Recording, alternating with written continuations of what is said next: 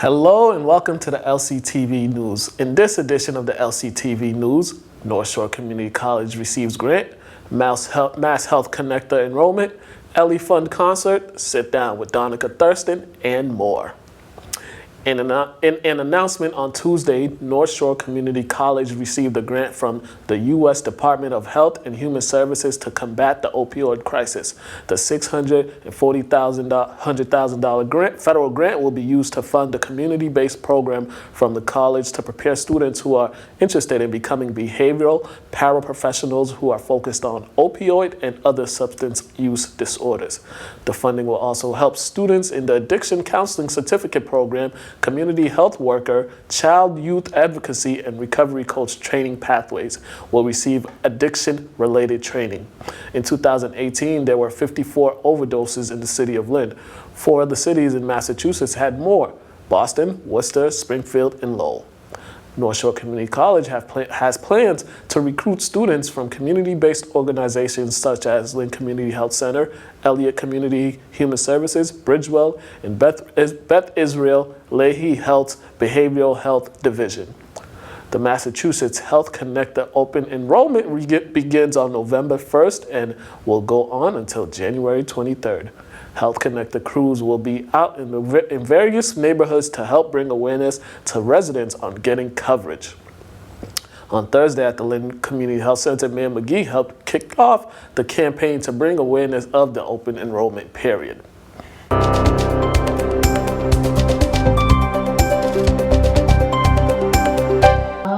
This will be our 4th year working with the Health Connector on its multicultural and multilingual outreach and education strategies.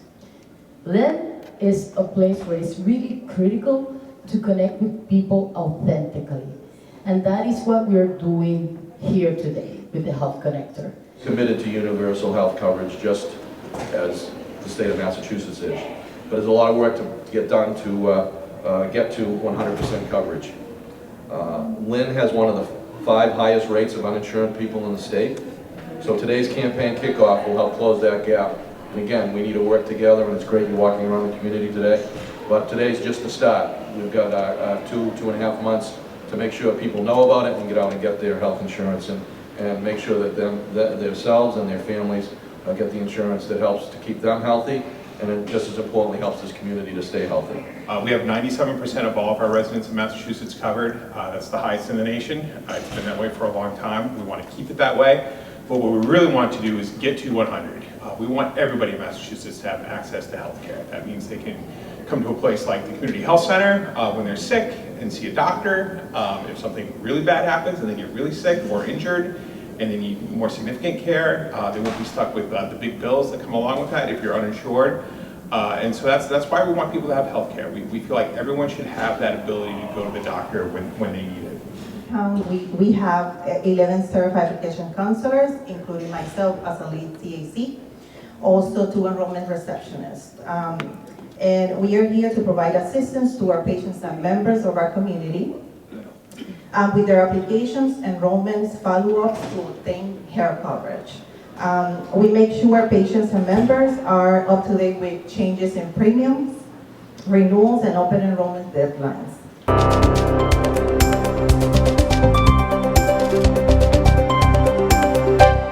Crews were out throughout the city cleaning up damages from Wednesday night's nor'easter. Throughout the city of Lynn, over 170 trees were down and a little over 2,000 residents were without power. This according to the Massachusetts Emergency Management. Areas such as Bennett Street, Commercial Street all experienced flooding. According to the Department of Public Works, it will take at least 3 days for crews to clean up fallen trees around the city. Now for the police update. Last Friday, an elderly woman was found dead on West Neptune Street. According to Essex County District Attorney, the woman has been identified as Anna Morin. At this time, no arrests have been made, and the death appears to be a random act. The incident remains under investigation by the District Attorney's Office. Earlier this month, a 3rd suspect had been charged with murder in connection with the quadruple shooting at Warren Street Playground in August. 31-year-old Kennel Keneal Hammond was arrested by New Jersey State Police back in September and was brought back to Lynn to be booked and arraigned. Hammond was indicted for murder, 3 counts of assault and battery by discharging a firearm, and 3 counts of armed assault with intent to murder. Hammond, along with 2 other suspects, will be arraigned at Salem Superior Court at a later date. October is Hispanic Heritage Month, and members of the Latino Support Network put together the Latin Heritage Month charity art show at the Lynn Museum, and Lctv was on hand.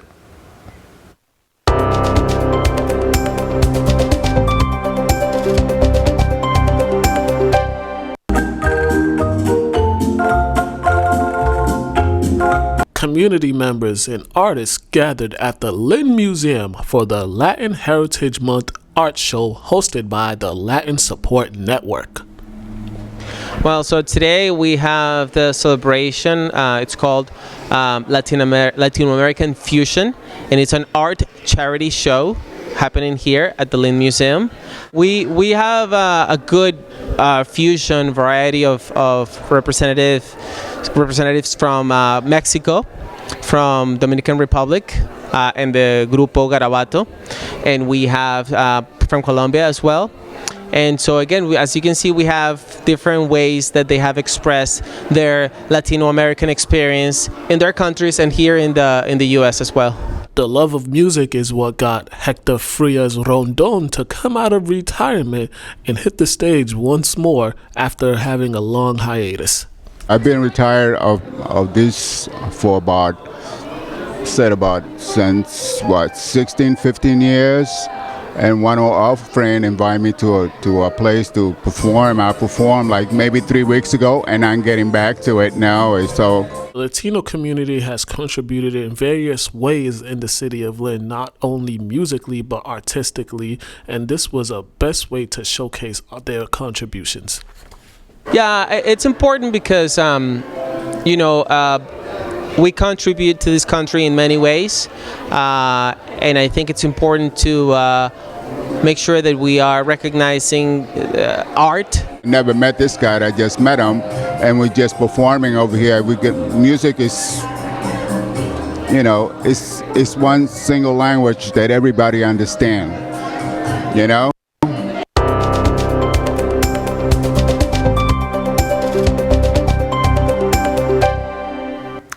The Italian flag raising ceremony took place at Lynn City Hall, and Lctv was on the scene.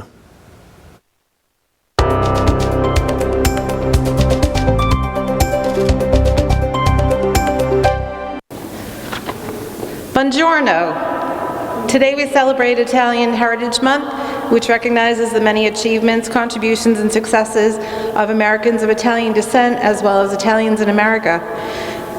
October was chosen for this celebration to coincide with Columbus Day, which honors Christopher Columbus, who was Italian.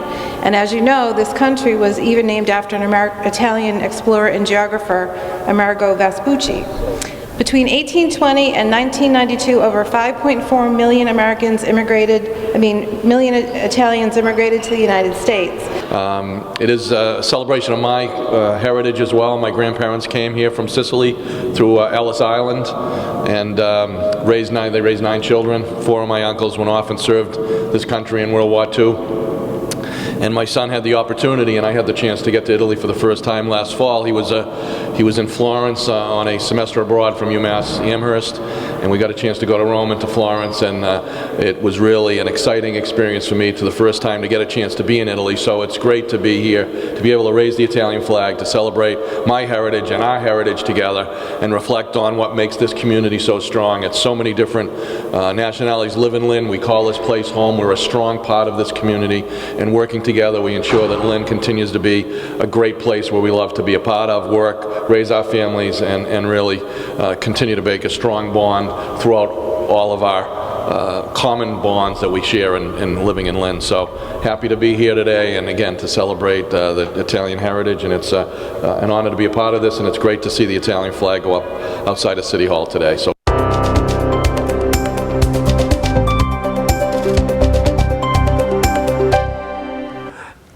this month, the Callahan Harvest Festival took place at the Callahan School, and Lctv sent a crew down for the festivities.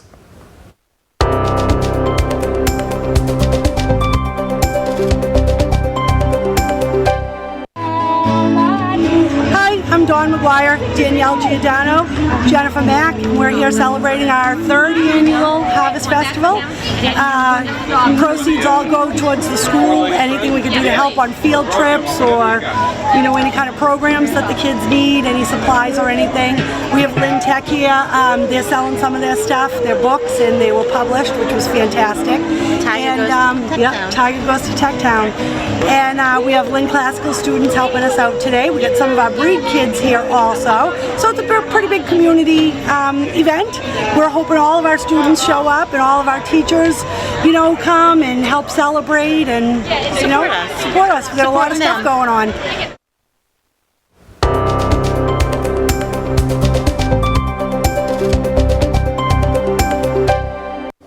November 5th is Election Day in the city of Lynn, and the Lynn City Clerk and Chief of Elections, Janet Rowe, sat down with Lctv to give us election updates and voting information.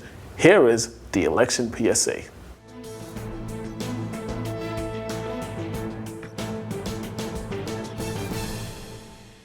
Hi, my name is Janet Rowe, and I am the City Clerk and Chief of Elections here in the city of Lynn. I would like to talk to you today about the upcoming election on Tuesday, November 5th. This is a local election where you get to vote for your ward councilor, 4 councilor-at-large positions, and 6 school committee members.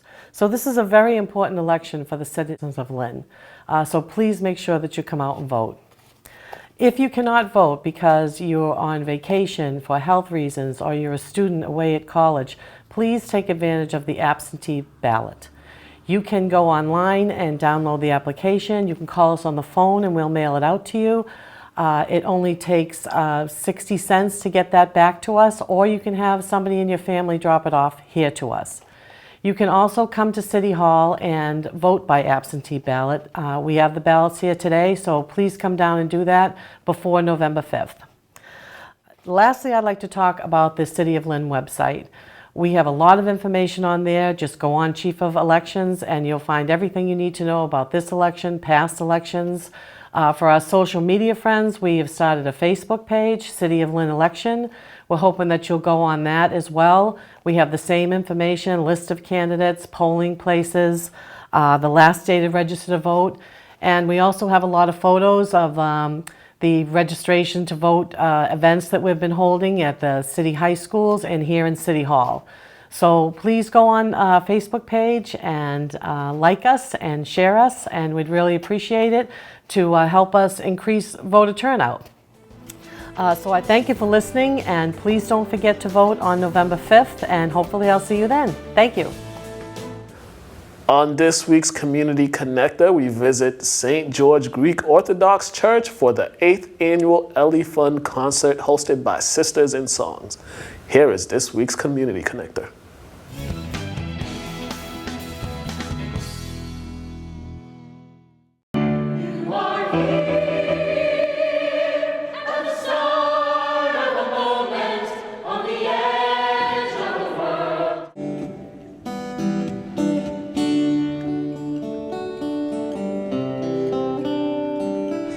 Okay, I'm Jeff Pietrantoni, and I'm one of the founding members of Sisters in Song. Back in 2011, I was working at Tufts University, and my office mate came in one day and something just was wrong. She told me that she had felt a lump and that she'd just come from the doctor, and the doctor said, we'll talk about it again at your annual, which was 7 months away. I wasn't happy with that answer, so I made a couple of phone calls. My sister is a nurse at Mass General. She gave me the name of a doctor. We got her in the next day. She was diagnosed with stage 4 breast cancer. I am a breast cancer survivor from 2012, and now I had a recurrence come up last year, so now I am a patient again. And I go to Dana-Farber for my treatments. So we're here to raise money for the Ellie Fund. The monies go directly to local Massachusetts breast cancer patients, and it's for, the money's used for things that health insurance cannot pay for. Rides to and from appointments, prepared meals, grocery money, gas money, babysitting services. So it helps relieve a lot of the daily stresses of these patients who are undergoing their treatments.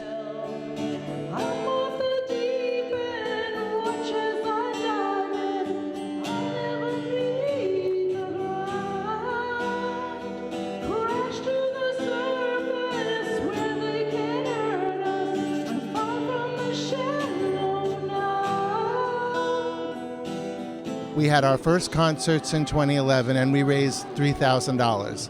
And that was amazing because we went into it not knowing.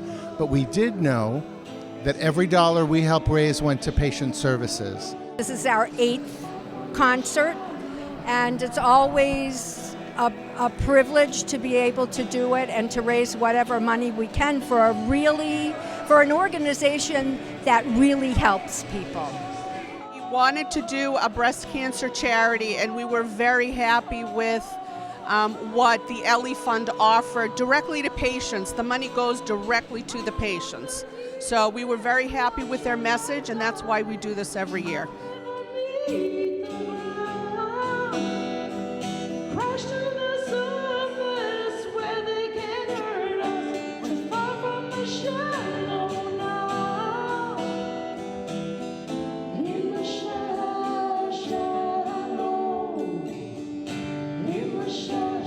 People get overwhelmed when they're diagnosed with something as horrible as cancer. And so it's just been, wonderful to be able to partner with them and feel like you're really making a difference in people's lives. Now in Massachusetts, we have some of the best health care in the country. But if you can't actually get to your appointment, either because you don't drive, it's not on the bus line, you have kids to take care of, that's a real problem. Some of what the Ellie Fund does is make that all doable and achievable. Some of the people who come are sort of like groupies. They come every year because they believe in the cause, and they like to hear us sing, and so we have sort of returning patrons every year. And each year we put these concerts on. We try to spread it around to different communities, Medford, Lynn, Wakefield. We performed in Danvers. And people want to come. They look forward to it. The outpouring of love and support from your community makes a real difference. Now for the sports update. Lynn Classical boys soccer team moved to 12-1-2 after their 3-0 victory over Winthrop Tuesday at Manning Field. The Rams got 2 goals from Fernando Gomez. Gomez's first goal came 90 seconds into the second half to make it a 2-0 lead for the Rams, and Gomez would score again midway through the second half to make it a 3-0 lead. The Rams defense did a great job of keeping Winthrop's offensive attack at bay. The Rams have been off since their victory and are preparing for a big Northeastern Conference matchup with crosstown rival Lynn English Monday at Manning Field. St. Mary's girls soccer team are now 7-6-2 on the season after their 2-2 tie with Austin Prep. The Lady Spartans got 2 goals from Jada Mateo, who scored both of the Lady Spartan goals. Next up for the Spartans is a matchup with Williams at Manning Field. Lynn English Bulldogs fell to Revere in overtime 32-30 this past Saturday at Manning Field. The Bulldogs got big games from Sam O'Fury, Matthias Fowler, and Taj Purder. O'Fury finished with 123 yards on 16 carries. Purder caught 3 passes for 102 yards and added 52 yards on the ground. Fowler threw for 138 yards and ran for 2 touchdowns. The Bulldogs are back on the field tonight as they take on Saugus at 7 p.m. On a rainy night at Manning Field last Friday night, the Lynn Classical Rams dominated Winthrop 20-10 to position themselves in a great spot for a playoff push. Dan Gisona had another stellar game for the Rams as he rushed for 72 yards and a touchdown and threw for 63 yards. Due to the wet conditions, the Rams relied heavily on their running game. Calvin So added 81 yards and a touchdown. The Rams defense stifled Winthrop's offensive attack after taking a 14-10 lead. Classical, now 3-2 on the season, travel to Gloucester tonight to take on the Fishermen. Lynn Tech pitched their third straight shutout after their 36-0 victory over Chelsea last Friday in Chelsea. Running back Hadir Bodwai had a big game on the ground, rushing for 105 yards and 2 touchdowns. Quarterback Luis Pinheiro and Gabriel Perez also added rushing touchdowns for the Tigers' attack. Tech, now 4-1 on the season, take on Georgetown tonight at Manning Field. In the Catholic Central League matchup, the St. Mary's Spartans put up 30 first-half points in their 30-22 victory over Archbishop Williams. The Spartans got things going by taking the opening kickoff 75 yards for the touchdown. The offense would not slow down. The Spartans would score on back-to-back possessions, with George Percy capping it off with 2 rushing touchdowns to make the score 22-8.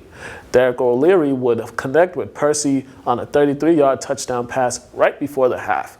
The Spartans and Arlington Catholic will face off again Saturday at Manning Field. On Thursday Night Football, the Kansas City Chiefs ended their 2-game losing streak after their 30-6 victory over the Denver Broncos. The victory came at the expense of losing star quarterback Patrick Mahomes in the second quarter to a knee injury. Backup Matt Moore came in and kept the ship sailing as he threw for 117 yards and a touchdown. Tyreek Hill caught 3 passes for 74 yards and a touchdown for the Chiefs. The Chiefs defense sacked Broncos quarterback Joe Flacco 8 times and had a season-high 9 sacks as a team. Kansas City now has 10 days off until they host Green Bay at Arrowhead Stadium. On this week's Lowdown, we sat down with new director of the Lynn Museum, Donecca Thurston. Here's this week's Lowdown.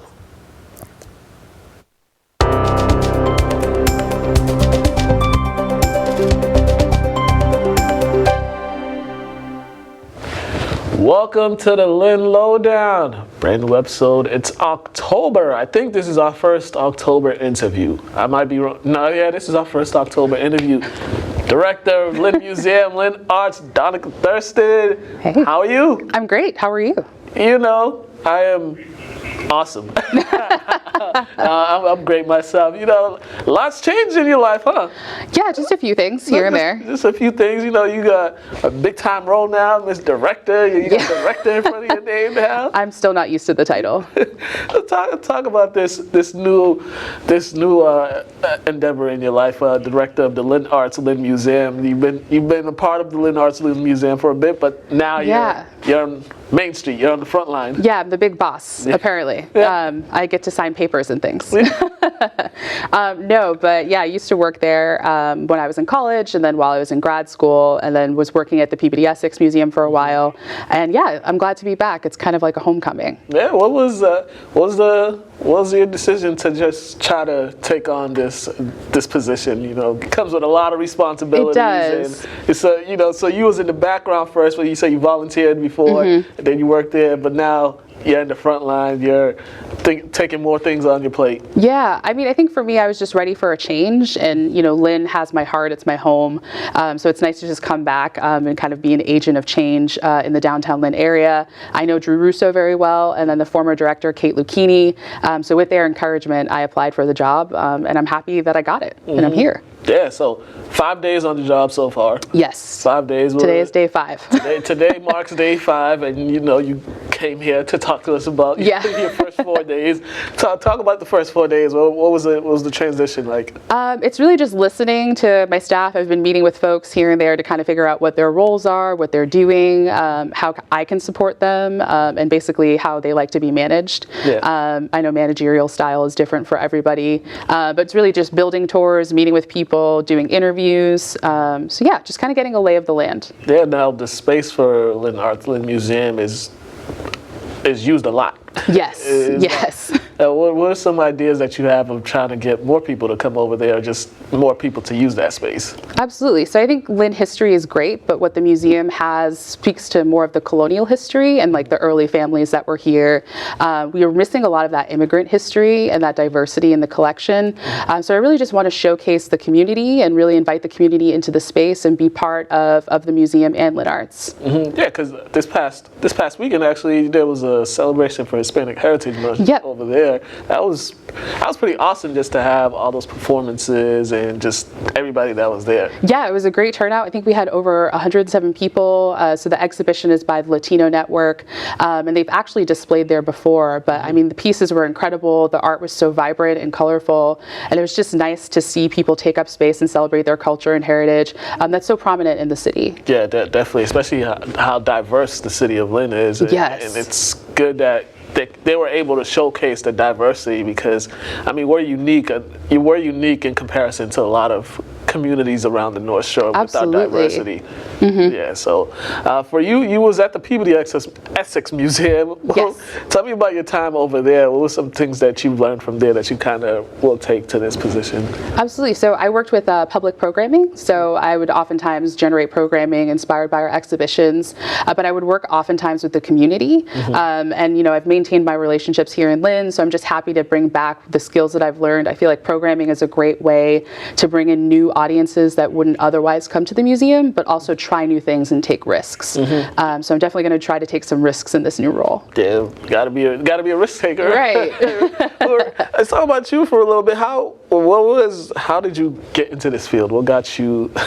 What made you decide this is the type of field that you wanted to focus your career on? Yeah, so I actually volunteered at the Lynn Museum in college. I was just kind of figuring out what I wanted to do, and one of my professors at my university kind of dabbled in public history and was like, well, why don't you volunteer at a museum for the summer? Mm-hmm. So Kate Lucchini was actually the director at the time, and I sent her an email, and she was like, yeah, sure, we'll take your help. So I was there for a summer, and then came back as a graduate intern in grad school, and then they hired me as a programs assistant, and then I did some work with the Downtown Lynn Cultural District, and I just found my niche, I guess you could say. Yeah, well, some of the things that you did with the Downtown Lynn Cultural District, we've seen, I don't know if you've seen some of the stuff that they've been doing throughout the summer and the past couple of years. What are some of the things that you and them collaborated with? Yeah, so I don't know if you remember the Third Thursdays program. It used to happen in Central Square, so every third Thursday during the summer there would be some sort of happening. Mm-hmm. So we would have live music, we would do a pizza tasting event that required a lot of work. That was super fun. We actually did a tour of the Prime Building and Dave Waller's sign collection, and then we actually did a photography exhibition in the smaller gallery at Lynn Arts at one point in time. So yeah, it was just finding cool events to do in the downtown. That's pretty awesome. Now with the Lynn Arts Lynn Museum, we got winter is slowly creeping up. Yes. Almost here. We're in the fall right now. So what are some things that you guys got going on for the fall, and also looking forward for the winter? Absolutely. So for the Lynn Museum, we do have a fall fundraiser coming up in November. The save the date should be going out soon. We have the new narrow gauge diorama by artist Todd Gigg that's on view. It was featured on Chronicle, and we got some coverage in the Boston Globe as well. So we've been getting a lot of visitors for that. And then Lynn Arts just had a gallery opening this past Friday for their Dark Arts exhibition. And then they also have Open Studios coming up, I believe on November 23rd in conjunction with the Pinkham Lab Open Studios. Okay. And then Lynn Arts will also be doing, Gala will be doing a couple of holiday markets, both in November and December. The galleries at Lynn Arts does so many things. Yeah, I'm really excited to be working with them. I love the energy that they've brought to Lynn Arts, and what they're doing is really great. And then there's also plays. I think you guys got plays coming up, or? Arts After Hours. Yes, Carrie. They're doing a production of Carrie, yes. That is coming up is that in November? Or? I believe it's in November. I think we're after the month of October. Okay, I got my... There's lots of things happening. There's so many going on, but I mean, now for you, how are you gonna be able to take it to the next level. You know, Drew did such a great job with all the stuff, all the responsibilities he has. How are you just going to be able to keep going what he had going on, and also have put your print on it, make your impact on it? Well, like I said, I have a lot of connections that I've maintained here in Lynn. I'm an alumni of Raw Artworks. I've done some work with Beyond Walls. So I really just want to bring the creativity and the youth and the community into our spaces. I think Drew did an excellent job. And he told me that whenever I need coffee or a beer break, to call him and he can give me some advice. So yeah, I definitely have a lot of people in my corner to support me and just continue the great work that he did and just kind of put my stamp on it and what I care about here in Lynn. Definitely. Now, for those who may not know about Lynn Arts, Lynn Museum, if they want to know information, if they want to visit, just tell them where they could go, visiting hours, and all that. Yeah, lynnmuseum.org. We're open Tuesday through Friday, 12 to 4. We aren't open on the weekends currently, but I'm hoping to look at our hours and kind of figure something out for 2020. And yeah, we have some great exhibition ideas in the works, and we're hoping to debut next year. So just be on the lookout for that. And then Gala is super active on Facebook. They always have gallery openings, I think once a month. So you can check us out there too. Are there any gallery exhibits now, or because I know the Plein Air one, they just finished. Yep. So they have in the larger gallery right now, it's a bunch of artists from the Lydia Pinkham Studios, kind of like a trade show. So they're exhibiting their work in our space, and I think the Gala artists are hoping to exhibit their work in the Lydia Pinkham Labs. And then they just opened Dark Arts in the smaller community gallery this past Friday. Okay. Damn, you guys there's a lot happening over there. There's a lot, but you know, it's great that you guys are doing all that, especially with your collaboration with Raw Arts, with Raw Arts. So just talk about those students that are able to kind of display some of their to show off their talents, to show off their artistic side, and also every year, I think it's in the springtime, there's the exhibit with the children, with the elementary school children. So all the students who study under art teachers in Lynn Public Schools, yes, we have a big display of artwork, which is really great. Yeah, it's definitely great. I like it. I never got a chance to do that when I was a kid. Neither did I. Yeah. We both missed out. Clearly did. Although it's not too late. I mean, I can't go back to when I was young. If you send some art, I could put it on display for you. Yeah, I'm gonna draw a stick figure. You guys could display it and make sure it's framed properly. Excellent. All right, thank you for coming. Yeah, thank you for having me. Come back anytime. Anytime you feel like if you want to paint something and show it off, we could auction it off. Oh, okay. I'm kidding. Lynn, you guys are watching the Lynn Lowdown. I want to thank Donecca Thurston. You guys have a great day. Yeah.